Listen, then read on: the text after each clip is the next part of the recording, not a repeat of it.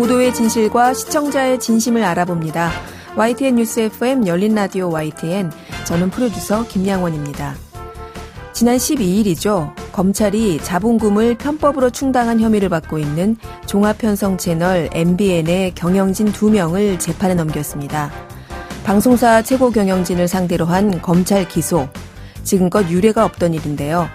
MBN은 내년 상반기 재승인 심사를 앞두고 있어서 더 관심이 커지고 있습니다. 잠시 후 미디어 비평에서 이 내용 확인해 보겠습니다. 11월 16일 토요일 순서 바로 시작합니다.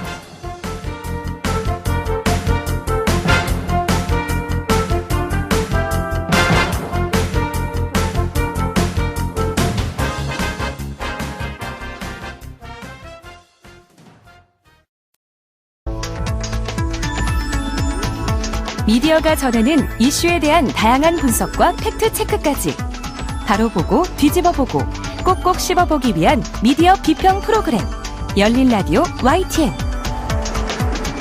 네, 한 주간 뉴스를 꼭꼭 씹어보는 시간이죠. 미디어 비평. 오늘은 민주언론시민연합의 김원경 사무처장 나오셨습니다. 안녕하세요. 안녕하세요. 네, 지난 12일이죠. 네. 검찰이 종합편성 채널 승인 과정에서 분식회계를 저질렀다는 의혹을 받는 MBN과 그 경영진을 기소했습니다. 네네. 이게 사실 언론사를 이렇게 검찰이 기소했다는 거, 이 사실만으로도 화제가 됐는데 네. 이 사안 간략하게 설명 좀 해주세요. 네. 일단은 분식회계 그러면 굉장히 뭔지 몰라서 사람들이 어려워하세요. 네. 예, 설명을 드리면 2011년에 종합편성 채널 출범 당시에 납입 자본금이 3천억 원이어야 한다는 최소 요건이 있었어요. 네. 그런데 MBN이 종편 출범을 위한 투자금 유치가 어려워지니까 은행으로부터 직원과 계열사 등 명의로 600여억 원이에요. 네. 원을 대출 받아서 외부 투자자인 척 MBN 주식을 매입했다는 거예요. 그러니까 MBN이 이런 사실을 또 오랫동안 재무제표에 반영을 안 해서 이게 분식회계라는 겁니다. 네. 지난달 30일에 금융위원회 증권선물위원회에는 MBN이 고의로 분식회계를 한 것이 사실이다라고 확인을 했고요. 지난 12일에 서울중앙지검 공정거래조사부는 재무제표 허위 작성과 관련해 자본시장법 위반 및 외부 감사법 위반, 그리고 자기 주식 취득과 관련해서 상법 위반 등의 혐의로 매경 미디어그룹의 부회장 등 여러 명을 불구속 기소했습니다. 검찰에 따르면 이미 MBN 관계자들로부터 통장은 회사가 관리했고 모든 과정을 경영진이 지시했었다. 대출 약정서도 안 쓰고 이자도 회사가 냈었다라는 증언을 확보한 것으로 알려져 있습니다. 기소가 됐으니까 앞으로 법정에서 다뤄지게 되겠죠? 네. 직원들 이름으로 대출을 받아서 그것을 마치 외부 투자자가 투자한 것처럼 MBN에 주식을 매입했고 네네. 이것으로 자본금을 채워서 네. 결국 승인 요건을 네네. 맞춘 거죠. 네네. 어쨌든 이게 MBN이 사실 유력 방송사잖아요. 네. 그러면 이렇게 법을 위반한 것이 이 방송사의 존립에 어떤 영향을 미치는지 좀 설명이 필요할 네. 것 같아요. 일단 위에 있는 그 제가 말씀드린 여러 가지 법들을 위반한 것, 네. 그것은 그 법 위반이고 제가 따져보는 것은 이제 방송법 위반인데요. 네. 2011년 종편이 처음으로 승인받을 때 법을 위반하면서 결국은 불법 자본금으로 방송법에 있는 내용을 위반했다라고 보면 됩니다. 네. 방송법 18조에는 허위나 기타 부정한 방법으로 승인을 받은 방송 사업자는 승인을 취소할 수 있다라는 조항이 있습니다. MBN은 방송법상의 승인 취소를 내릴 수 있는 중대한 사안을 위반했다라고 볼 수 있고요. 또 하나 더 짚어봐야 될 것은 현행 방송법에는 신문사가 방송사를 동시에 경영하는 것을 금지하기 위해서 신문 방송 소유 겸용 금지 조항이 있습니다. 네. 신문사의 종편 소유 한도는 30%입니다. 네. 그런데 2019년 6월 현재 매일경제신문사를 포함한 MBN 최대 주주 지분율은 29%였대요. 그러니까 육박하네요. 거의 육박했죠. 네. 그런데 지금 600억 원 또는 최소한 550억 원 정도가 사실은 개인 소유가 아닌 매일경제신문사들 거라는 거잖아요. 그렇죠. 이렇게 되면 이게 최대 주주 지분 소유 위반이 될 수도 있어서요. 이건 역시 승인 취소 사유에 해당할 수 있다라는 분석도 있습니다. 이 MBN 내부의 반응은 어떻습니까? 먼저 장대환 매경 미디어그룹 회장은 그동안의 의혹에 대해 책임을 지는 차원에서 MBN 회장직에서 사임하고 경영에서 손을 떼겠다라고 밝혔습니다. 네. 전반적으로 입장문을 보면 MBN은 적절치 못하다는 지적을 받고 있는 자본 구조는 이른 시일 내에 건강하게 개선할 것이며 보다 현대적인 회계관리 시스템을 구축하는 등 투명 경영을 확고히 정착시키겠다라고 했거든요. 네. 위법을 저질렀다고 보는 수사 당국과 달리 MBN 그 경영진에서는 그저 회계 시스템상의 문제다라는 것을 강조하는 그런 태도로 보입니다. 네. 전국 언론노조 MBN 지부도 성명을 냈는데요. 그러니까 노동자들은 장대환 매일경제 미디어그룹 회장이 사임한 것은 엄중한 결단이다라고 칭찬을 해요. 네. 그런데 문제가 된 자금의 처리, 사태에 책임이 있는 실국장급 임원들의 보직 해임, 소유와 경영의 분리, 사장 임명 동의제, 그리고 외부 전문 경영인 영입 등으로 앞으로 회사를 투명하고 건전하게 잘 경영해달라라고 주장을 했습니다. 네. 양측 모두 MBN 승인 취소에까지는 염두에 두지 않고 입장을 내놓은 것이죠. MBN 노동자들은 이 사태에 대한 도의적 법적 책임을 져야 한다라고 경영진을 압박하지만 어찌됐든 묵묵히 일하는 사원들에게 어떤 불이익이 가면 안 된다라는 입장을 계속 내놓고 있는 상황입니다. 네. 그 사실 중요한 부분이 이 부분이에요. 네. 이렇게 법 위반, 방송법뿐만 아니라 허가 취소 사항이 될 수 있는, 승인 취소 사항이 될 수 있는 부분까지도 드러나긴 했는데 네. 이 방송사도 방송사지만 거기서 일하고 있는 사실은 네, 그 네. 노동자들이 한순간에 네. 직장을 잃을 수 있는 이게 심각한 문제잖아요. 네. 이게 문제가 있긴 하지만 이게 네. 단칼에 승인을 취소할까? 이게 다시 궁금하거든요. 네. 그게 참 걱정이 되죠. 그러니까 네. 저희도 시민단체 입장에서 사실 저희는 애초에 종편 4사를 이렇게 승인했던 것 자체가 무리였다라는 것과 네. 사실은 MBN뿐만 아니고 TV조선과 채널A도 이런 자본 충당하는 데 있어서의 무리수가 있었다는 것이 지적된 바 있습니다. 자유롭지가 않죠. 네. 그래서 이번에는 이제 MBN은 명백하게 이게 이제 해당 사안이 불법 행위였다는 것이 드러난 상황이어서 사실은 상징적으로나 여러 가지 측면에서 봤을 때 법대로 해야 된다라는 네. 입장을 가지고 있습니다. 그런데 말씀하신 것처럼 법대로 했을 경우에는 노동자가 마음에 굉장히 걸리잖아요. 네. 그래서 그 부분에 대해서 계속 논의가 되고 있고요. 일단은 어찌됐든 방송사 승인 취소를 포함한 모든 처벌을 내릴 수 있는 주체는 방송통신위원회입니다. 네. 방송법은 허위나 기타 부정한 방법으로 승인 그리고 재승인을 받았을 때 방통위가 승인을 취소할 수 있도록 규정되어 있거든요. 네. 그리고 MBN 재승인 심사가 내년 11월경으로 예정되어 있습니다. 네. 그래서 거듭 말씀드리지만 기소된 상황이 유죄로 확정된다면 승인 취소 사유가 되고도 남아요. 그리고 실제로 한상혁 방송통신위원장이 후보자 청문회 당시에 관련 질의를 받고 취소 가능성이 있다라고 답변한 바도 있습니다. 네. 저희가 검찰의 기소가 이루어졌다고 해서 유죄가 확정된 건 아니라는 것을 인정하고요. 노동자의 생존권도 매우 중요하다는 것을 모두 인정하지만 이번 사안에 대해서는 방통위가 정말 엄중한 결정을 내려야 된다라고 생각합니다. 네. 왜냐하면 그동안 방통위가 늘 종편에 대한 특혜 그리고 봐주기에 많이 이제 임했었거든요. 2013년과 2014년에 언론연대 등 언론시민단체들이 꾸렸던 종편 승인 검증 TF가 있었어요. 네. 이걸 지금 현재 청와대 정책실장으로 계시는 김상조 교수가 이끌었는데요. 당시 MBN의 주주 구성을 분석해서 차명거래 가능성을 제기했었습니다. 그런데 방통위가 아무런 조처를 취하지 않았습니다. 게다가 2014년과 2017년 두 번 다 재승인이 그대로 이루어졌죠. 네. 이번에 방통위는 주주 명부와 특수관계자 현황 등 자료를 검토해서 최종 행정처분 여부를 결정할 예정이다라고 입장을 내놨는데요. 네. 방통위가 법에 따라 승인 취소를 포함한 엄격한 조처를 취함으로써 언론사들이 잘못된 관행, 사실 이 잘못된 관행이라는 것은 어떻게 해서든 불법적인 방법을 써서라도 만들기만 하면 절대 망하지 않는다, 유지된다. 이런 어떤 어떤 적폐가 그냥 계속 있었거든요. 네. 이 부분에 대해서 저는 일벌백계가 필요하다라고 생각을 하고요.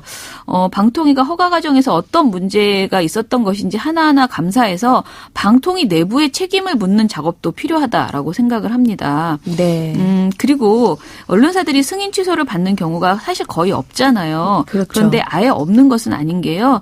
2004년에 ITV 제어가 과정에서 사업자가 바뀐 적이 있습니다. 아, 그랬죠. 네. 그리고 만약 MBN이 제어가 심사에서 탈락할 경우에 그 자리를 두고 아마 다른 언론사 간에 어떤 그 서로 이 종편이라는 그 매체를 차지하기 위한 그 경쟁이 벌어질 수도 있고요. 제어가를 받지 못할 경우에 그 사업자가 변경되는 과정에서 다른 사업자가 현재 MBN을 인수하는 방안도 논의될 수 있다고 생각을 합니다. 그리고 애초에 보도 전문 채널이었잖아요, MBN이. 네. 그래서 그렇게 보도 전문 채널로 종편이라는 재승인만 취소되고 다시 계속 영업을 할 수 있는 것도 길이 있지 않겠느냐. 예, 그런 논의도 되고 있습니다. 네, 그렇군요. 오늘 이 얘기 나누다 보니까 저희가 시간이 다 됐습니다. 네. 그래서 오늘은 MBN 얘기로 마무리를 해야 될 것 같네요. 네. 오늘 말씀 잘 들었습니다. 감사합니다. 네, 지금까지 민주언론시민연합의 김원경 사무처장이었습니다. 열린 라디오 YTN에서는 시청자 여러분의 목소리를 듣습니다. YTN 뉴스 FM에 대한 다양한 의견과 애정어린 비판을 직접 달려가서 들어보는 열린 마이크. 참여 신청과 의견은 유료 문자 샵 0945, 우물정 0945나 YTN 라디오 프로그램 열린 라디오 YTN 게시판을 통해 남겨주세요. 네, YTN 라디오의 진정한 서포터즈, 애청자 여러분의 목소리를 들어보는 시간이죠. 열린 마이크. 오늘도 김예은 리포터 나오셨습니다. 안녕하세요. 네, 안녕하세요. 네, 오늘은 어떤 애청자분을 만나고 오셨나요? 네, 이번 주는 로봇 강사 이창훈님을 만나 뵙고 왔는데요. 창훈님은 대학에서 전작과를 전공을 하시고 원래는 정시 출근, 정시 퇴근에 회사원 생활을 하셨습니다. 그런데 아는 선배가 우연히 로봇 아동용 도서를 만들어서 학교에서 수업을 하는데 대신 수업을 나가게 됐다고 해요. 네. 이제 그날부터 진로를 변경하시게 되셨는데요. 학교 일은 본인의 존재감을 더 드러낼 수 있어서 뿌듯하게 일하고 계셨습니다. 창훈님의 자기소개 먼저 들어보시죠. 안녕하세요. 저는 양재동에 살고 있는 로봇 강사를 하고 있는 이창훈이라고 합니다. 예전에는 일반 기업에서 일을 하다 요즘에는 학교에서 학생들을 만나는 게 어떠한 계기로 인해서 시작을 하게 됐는데 학생들을 만나고 어떻게 하면 좋은 보람을 남기고 저랑 수업을 계속 즐겁게 할지 학교 현장에 있는 한 사람으로서 굉장히 만족하면서 지내고 있습니다. 네. 선생님이시군요. 그러니까 이 로봇 강의를 하시는 선생님이신데 뭐 만족스럽게 학교 생활하고 계시다고 하시네요. 네, 맞습니다. 이렇게 학교 일로 이렇게 변경한 지는 얼마 되지 않았지만요. 앞으로의 10년, 20년 후에 이 업에 대한 뚜렷한 목표도 갖고 계셨는데요. 어떤 목표인지 이어서 들어보겠습니다. 목표는 학생들 교육하는 부분에 있으니까 교육을 주로 하는 회사를 제가 설립을 해서 로봇과 관련된 분야에서 저를 만나는 모든 친구들이 자기의 특성과 취미와 끼를 살려서 미래에 더 행복할 수 있는 진로를 찾도록 도움을 줄 수 있는 그런 일을 하고 싶은 게 희망입니다. 네, 로봇 교육계의 네. 대표가 되시려는 그런 꿈을 갖고 계시는군요. 네. 학생들한테 로봇과 관련된 분야로 진로를 결정할 때 좀 도움을 주고 싶다 이렇게 말씀하시네요. 네, 맞습니다. 한편 창호님은 평소 이동하는 시간이 많아서요. 저희 YTN 라디오를 즐겨 듣고 계셨는데요. 수업을 한 군데서만 하시는 게 아닌가 보네요. 네, 맞습니다. 네. 수업을 한 군데서만 하는 게 아니라 뭐 오전에는 서울의 한 학교, 오후에는 경기도의 한 학교 이렇게 여러 지역을 돌아다니면서 수업을 진행하고 계시다 보니까 운전하면서 이동하는 시간이 많았는데요. 그때마다 저희 YTN 라디오와 함께하고 계셨습니다. 이와 관련해 창훈님 얘기 들어보시죠. 저도 보면은 한 학교에서 계속 아침부터 저녁까지 있는 게 아니라 한 학교에서 수업을 끝나고 다른 지역으로 넘어가는 경우가 있습니다. 그러다 보니까 그런 시간 동안에 라디오가 항상 운전하는 데 있어서 활력소도 되는 것 같고요. 졸음운전 위험한 시간에도 우리 YTN 라디오가 좋은 노래 그리고 재밌는 방송 해주셔서 항상 제 차의 라디오 주파수는 94.5 YTN 라디오로 고정되어 있을 만큼 일을 마치고 네, 졸음운전을 방지하는 활력소다. 네. 94.5 고정돼 있다. 네. 네, 너무 감사합니다, 이창훈님. 또 YTN 라디오의 매력을 느끼는 것도 많았는데요. 다양한 에피소드가 있었는데 최근에는 라디오를 듣다가 진행자의 멘트가 창우님이 들으시기에 조금은 거북했던 거예요. 네. 예를 들면 정치 오타쿠 이런 멘트가 있었는데 왜 예쁜 우리말을 놔두고 이런 말을 쓸까 해서 YTN 라디오에 전화를 해서 이 부분을 시정해달라고 요청했다고 합니다. 네. 그런데 그 다음날 바로 반영이 된 거예요. 네. 그래서 YTN 라디오가 청취자와 함께 만들어가는 방송이구나 하고 더 큰 매력을 느꼈다고 합니다. 이외에도 YTN 라디오에 대한 장점을 많은 부분 느끼고 계셨는데요. 어떤 건지 이어서 들어보겠습니다. 요즘에는 미디어나 특히 뉴스 방송이 너무 많다 보니까 어떠한 뉴스를 듣고 저 뉴스가 정말 진짜일까 생각이 들었다가 얼마 지나고 나면 아닌 걸로 팩트체크가 되는 경우를 보면서 정말 뉴스 전달의 중요성이 중요하다고 느꼈는데 우리 YTN 라디오를 들으면 모든 뉴스가 그냥 정확하게 잘 정리되는 것 같아서 좋고요. 특히나 조현지 아나운서 극한상사 끝내지 마시고 계속 해주시고요. 우리 이동형의 뉴스 정면승부 항상 잘 듣고 있고요. 잘 부탁드립니다. 네. 조현지 아나운서가 진행하는 네. 뉴스 FM 조현지입니다의 극한상사 꽁트 코너의 팬이시군요. 네, 굉장한 팬이십니다. 네, 그러시군요. 네, 끝내지 말아달라고 하셨는데, YTN 라디오를 들으면 좀 가짜 뉴스를 골라낼 수 있을 것 같다. 뭐 정확하게 뉴스를 전해준다라고 말씀하셨는데, 네, 고맙습니다. 네. 네. 또 한편 창호님께서는 YTN 라디오에 바라는 점도 덧붙여 주셨는데요. 이어서 들어보시죠. 토론에 대한 부분을 조금 편성해 주시면 저는 더 좋을 것 같습니다. 시청자분들이 궁금해할 만한 부분들을 토론을 통해서 많이들 알 수 있게 토론 프로그램이 좀 많이 늘어났으면 하는 바람입니다. 우리 YTN 라디오 항상 감사드립니다. 파이팅! 네. 네, 요즘 사실 그 사회적인 이슈가 좀 극단으로 갈리는 경향이 있잖아요. 네. 뭐 진영이라고 표현을 하던데 양 진영으로 두 갈래 진영으로 나뉘어서 어떤 한 사안에 대해서 좀 극단적으로 의견들이 치닫는 이런 상황. 사실 서로 말하고 이야기하면서 그걸 풀어가는 과정이 되게 중요한 것 같아요. 우리 사회적으로도. 그래서 그런 건지 토론 프로그램, 토론을 좀 편성해주면 좋을 것 같다. 이런 내용들에 대해서 이렇게 말씀하셨는데, 네, 좋은 말씀이신 것 같고, 저희가 전달하도록 하겠습니다. 네, 오늘은 이렇게 로봇 강사로 일하시면서 또 짬짬이 YTN 라디오를 애청하고 계시는 이창훈님, 너무 반갑고요. 잘 만나봤습니다. 김연 리포터 오늘도 고맙습니다. 네, 감사합니다. 네.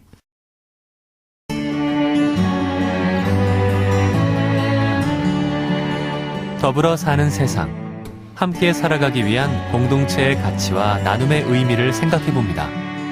열린 라디오 YTN. 보통 사람보다 자살 위험은 8배, 우울증은 7배 이상 높은 분들. 바로 자살 유가족들의 이야기입니다. 자살은 파급 효과를 갖고 있어서 자살한 사람과 관계가 있는 모든 사람은 상실감을 느끼게 된다고 하는데요. 우리나라는 해마다 10만 명 내외로 자살 유가족이 생기고 있는 나라입니다. 특히 오늘은 세계 자살 유가족의 날이라고 하는데요. 오늘 이 얘기 나눠보겠습니다. 스텔라 재단의 조재훈 대표 나와 계십니다. 안녕하세요. 안녕하세요. 네. 스텔라 재단 이름이 아주 예쁜데요. 무슨 뜻인가요? 스텔라는 먼저 라틴 말로 별을 의미해요. 네. 그래서 스텔라 파운데이션은 이제 정신 건강에 대해서 우울증 예방이나 자살 예방을 이렇게 적극적으로 캠페인이나 그런 활동을 하는 단체인데요. 네. 사람들이 정신 건강이나 자살에 대해서 이야기를 하는 게 굉장히 두렵고 무서워하는데 오히려 이런 이야기를 하는 게 더 용기 있는 일이고 그런 사람들이 더 밝게 빛나길 바라는 마음으로 이제 짓게 된 이름입니다. 네, 스텔라. 별처럼, 라틴어로 별을 의미하는데, 이렇게 별처럼, 사람들이 두려움 피하고 용기 있게 별처럼 빛나길 바란다. 이런 뜻에서 스텔라 재단이란 이름을 지으셨다고 하고요. 스텔라 재단에서는 앞서서 우울증 개선 캠페인 이런 걸 하고 계신다고요? 좀 더 자세히 소개해 주시겠어요? 사람이 언제 만족감이나 그런 걸 느낄까 했을 네. 때 그런 거를 많은 요소가 있겠지만 그거를 저희가 할 수 있는 범위에서 추려봤을 때 운동과 그리고 스피킹이라고 생각을 해서 이제 주로 월간위로 같이 뛰는 행사를 같이 마련을 하고요. 그리고 스텔라 갈라라고 해서 네. 그러니까 갈라라고 하면 보통 사람들이 턱시도를 입고 드레스를 입고 네, 갈라쇼, 뭐 갈라 파티 이런 걸 보통 생각하죠. 네, 그 갈라 파티가 저는 스텔라에서 꼭 이뤄내고 싶은 저희 목표 중 하나예요. 왜냐하면 갈라 쇼에는 사람들이 옷을 멋있게 입고 드레스업을 하는데 그곳은 마치 시상식처럼 성공한 사람들이 올라가는 자리로만 여겨지는데 네. 특히 우울증이나 자살에 관한 인식에서는 말하는 사람들이 그게 수치심과 그런 거를 느끼는 자리가 아니라 오히려 사람들한테 박수를 받고 용기 있는 자리이고 그리고 그만큼 성스러워야 하는 자리라고 표현을 하고 싶어요. 네. 그래서 그런 행사를 기획을 하고 준비하고 있는 단체입니다. 그렇군요.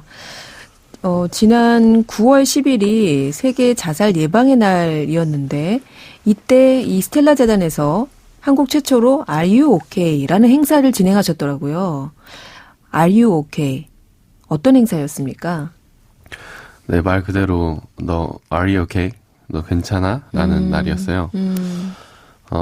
이거는 호주에서 시작된 행사였는데 그 Are You OK의 행사의 취지는 우울증이나 자살을 겪을 그런 사람들만을 위한 게 아니라 그 사람들을 위해서 그 주변에 있는 친구들이나 가족들이 어떤 식으로 대처해야 되는지에 대해서 더 강조하는 내용이었기 때문에 만약에 제가 힘들 때 제 주변 친구들이 저를 위해서 어떻게 대처해야 되는가.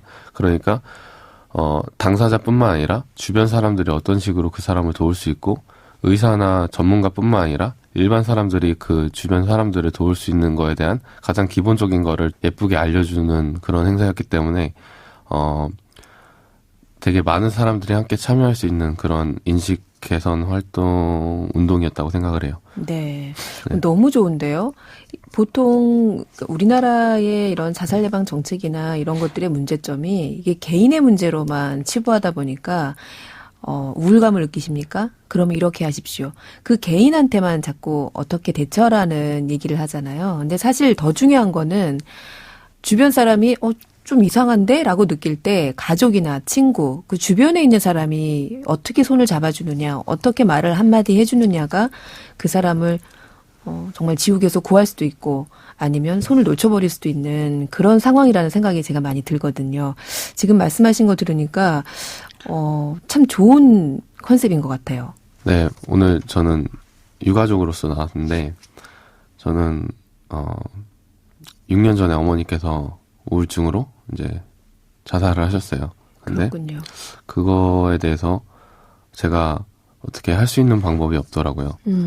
돌아가신 분을 제가 뭐 이 방에서 1000일을 울더라도 네. 그분이 다시 어머니께서 살아나셨으면 좋겠지만 그러지 못하고 제가 정말 억만장자가 돼서 100억의 자산이 있더라도 죽은 사람을 다시 살려내는 건 불가능하잖아요. 네. 근데 저는 학생이었고 뭐 개인으로 살 수 있는 일은 없다고 생각을 했었는데 네. 그런 이제 Are You OK 데이 같은 경우에는 민간인들이 직접적으로 주변 사람들에게 도움을 줄 수 있는 그런 의미여서 전문가나 상담 직종이 아닌 개인도 충분히 주변 사람들을 도울 수 있다라는 그런 희망을 조금은 보게 됐던 것 같아요. 네. 제가 여쭤보려고 했는데 먼저 말씀을 해주셨어요. 나는 자살 유가족이다. 먼저 말씀하셨어요. 네. 어머니가 6년 전 스스로 목숨을 끊으셨고 그때 학생이었고 네. 그런 일을 겪었다라고 말씀을 하셨는데 그때 얘기 제가 여쭤봐도 될까요? 제가 유가족이다 이렇게 먼저 말씀을 드린 건 이거에 대해서 표현을 해야 된다면 언제 빨리 표현을 하는 게 더 맞다고 생각을 해요. 네. 감출 수 없다면 미리 얘기를 하고 거기에 대해서 약점은 드러낼수록 저는 강해진다고 생각하거든요. 잠깐만요. 지금 감출 수 없다면 또 약점이라면 이런 말씀하셨는데 네. 어머님이 그렇게 돌아가신 게 감춰야 되거나 약점이라고 생각해 보신 적이 있는 거예요? 그럼요. 왜냐하면 예를 들면 공부를 못하는 사람이 공부를 못한다고 도움을 구해야 잘하는 사람이든 선생님이 도와줄 텐데, 아픔이 있는데 그거를 감출 수밖에 없는 그런 환경이다 보니까, 네. 그 아픔을 가지고 살게 되더라고요.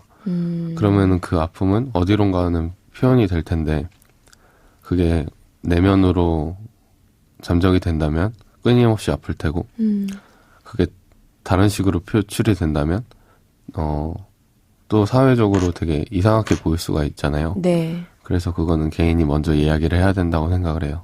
네. 그때 그 군내에 계셨다고. 네. 네, 군인이셨잖아요. 네. 네. 그 군에 계시다가 그 소식을 듣고, 어머니 소식을 듣고 네. 장례식에 가신 거죠? 네. 군에서 그때 당시에 장병들이 북한의 어떤 모습에 대해서 이제 비판적인 발표를 하는 날이었어요. 그래서 네. 저는 저희 단의 대표로 갔고 3박 4일 휴가가 보장이 될 수 있는 그런 자리였는데 발표를 잘하면. 네. 근데 제가 다른 발표자들을 미리 봤어요. 네. 그때 당시에 이 정도면 입상은 할 수 있겠다 하는 부푼 마음으로 나 휴가 갈 수 있겠다. 네, 이제 휴가 갈 수 있겠다. 네. 부푼 마음으로 이제 발표를 하려고 했었고 이제 그 전날에 부모님한테 이제 나가니까 좀만 기다려요 하면서 발표 연습 잘하고 있다고 그렇게 어머니랑 통화를 했던 기억이 있어요. 네. 갑자기 이제 발표 제 앞 순서를 앞두고 갑자기 대장님께서 재훈아 이렇게 부르는 거예요. 이렇게 뭘 주셨는데 네. 휴가증인 거예요. 그래서 발표도 안 했는데. 네, 그래서 나는 벌써 휴가를 받는구나. 네. 어떻게 발표 들어보시지도 않고 휴가를 주시네. 하고 되게 어리둥절하면서 이게 뭐예요? 하고 이제 대장님께서 빨리 짐 싸고 나오라는 거예요. 네. 그래서 그때부터 느낌이 이상해서 나가보니까 어머니께서 굉장히 편찮으시다고 빨리 지금 병원으로 가보라는 그런 말씀을 하시더라고요. 그래서 네. 어머니께서 왜 편찮으시지? 그리고 왜 휴가를 주는 거야? 너무 이상한 거예요. 네. 그래서 가봤더니 어머니께서 돌아가셔 있었고 이미. 네. 근데 그렇게 어머님을 보내고 비통한 심정으로 다시 군복무를 하신 거예요? 그럼요. 뭐 어머니께서 돌아가셨다고 너 저녁이다 이럴 수는 없는 거잖아요. 보통 그렇게 사실 이게 굉장히 뭐 사고로 가족을 그렇게 잃는다는 게 한순간에 굉장히 큰일인데 군에서는 어떤 식으로 그러면 뭐 도움을 좀 받으셨어요? 그 당시에 거의 뭐 이런 표현 제가 써도 되는지 모르겠지만 우리 뭐 멘붕이라는 얘기 하잖아요. 네.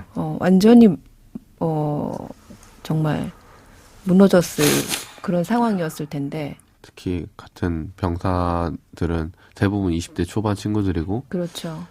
어머니께서 어떻게 돌아가셨는지에 대한 얘기를 병사들도 잘 물어보지 않더라고요. 왜 물어볼 수가 없었겠죠. 네, 그러니까 그 친구들도 당황을 한 거죠. 네.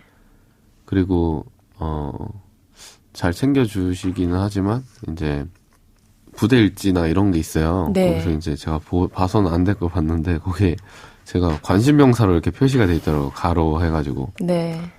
거기서 제가 되게 뭔가 충격을 받았었어요. 왜 내가 관심병사지? 자살 유가족이라면 오히려 더 심리적으로나 정신적인 커버를 받아야 되는 더 받아야 되는 상황인데 낙인을 약간 찍힌 느낌을 받았고요. 네. 어머님 돌아가시고 그렇게 군에 복귀했을 때 괜찮니라고 물어보기보다는 나를 관심병사로 낙인 찍었다.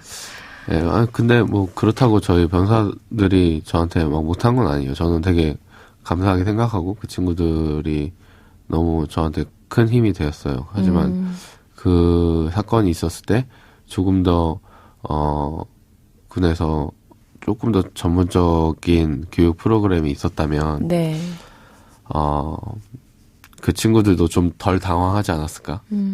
그리고 그 당황하는 모습에 제가 덜 상처받지 않았을까? 라는 생각을 좀 해봤어요. 그래서 군을 제대하고 이 스텔라 재단은 언제 만드신 거예요, 그럼? 2년 네. 뒤에 네덜란드에서 유학생활 하던 중에 네. 이제 시작을 하게 됐어요. 네.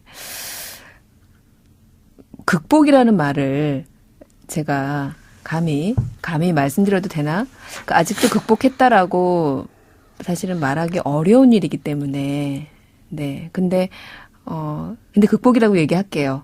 마지막 질문입니다. 이렇게 우리 조재훈 대표처럼 갑작스러운 그런 가족의 죽음이나 이런 일로 힘들어하고 계신 분들이 있다면 어떤 말씀 해주시고 싶으세요? 사실 극복은 지금도 하고 있는 중이고요. 네. 유가족은 사실 아마 평생 이거를 안고 가지 않을까 생각을 해요. 네. 하지만 이 슬픔을 슬프다고 슬퍼만 하면 너무 슬프잖아요. 네. 그렇게만 끝내지 않았으면 좋겠어요. 우리가 특히나 자살로 잃은 가족이 있다면 그 사람으로 잃은 심정은 너무나도 참담해요. 근데 우리가 그 사람을 위해서 천일을 울고 100억을 번들 그 사람이 다시 살아나진 않잖아요. 그래서 그 죽음을 저는 받아들이는 게 되게 중요한 것 같아요. 그리고 그 죽음을 통해서 배운 그 아픔을 앞으로 본인의 삶과 남은 가족의 삶을 위해서 더 행복하게 살 노력을 하는 게 돌아가신 분과 그리고 본인을 위해서도 더 건강한 모습이라고 생각을 합니다. 네. 지금까지 스텔라 재단의 조재훈 대표였습니다. 열린 라디오 YTN 11월 16일 토요일 순서 이제 마칠 시간입니다. 오늘 끝곡으로 돈 맥클린의 빈센트 준비했고요. 저는 일요일인 내일 저녁 8시 20분에 다시 돌아오겠습니다. 지금까지 김양원이었습니다. 고맙습니다. Starry, starry night. Paint your palette blue and gray. Look out on a summer's day with eyes